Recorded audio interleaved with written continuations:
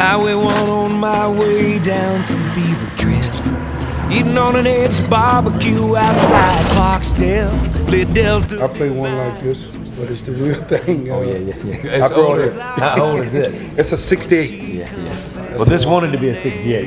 Instead, it's 86. Hey, real Laura. Usually you write 70, 80 songs, hope you have enough for one record. In this case, I'd probably written about 25 songs, but they all would have worked. I've been working with Steve for about 10 years. At first it drove me crazy. He's so energetic. But then I realized after just a few days of working with him that he's so excited about the music. Hanging around musicians and being mentored by people that would come into town like Little Milton who would push me and go, hey, Little Azar. I was Little Azar to Little Milton, and it was so cool. Hey, real Laura. I've been dying for you. Took forever it seemed to find you. Less than a second for me to adore you. Hey, real Laura.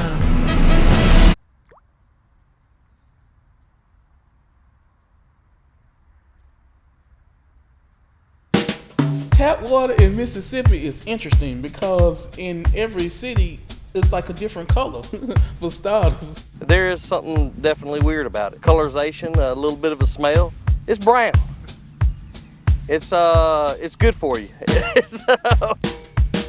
We have always chased the soul of things.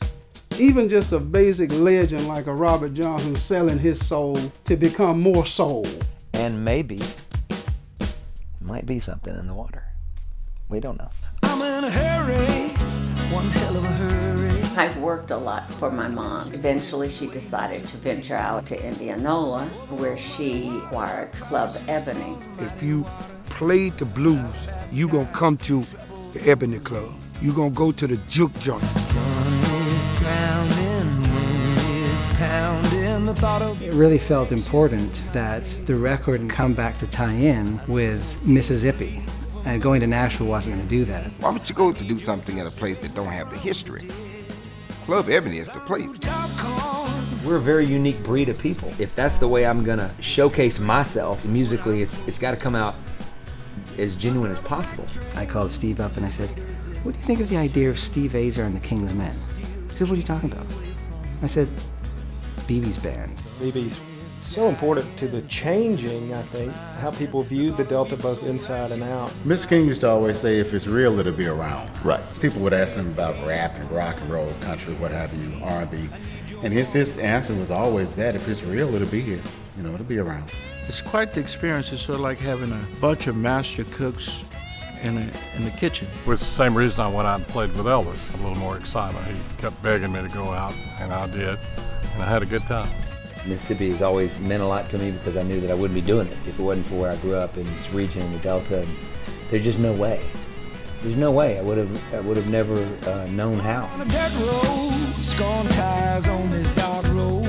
A lot of the people, the first time they come here, that's one of the first questions they will ask me is, what's wrong with this water? And I tell them nothing. And they say, why is it brown? I tell them, I never paid any attention to it. Is full on the thought of you so blessed in my bed. Hey, hello, tell me, give us a little roll time. We got, tell them to take it back. Go on now, please wake me from the dead. I say go on now, please wake me from the dead.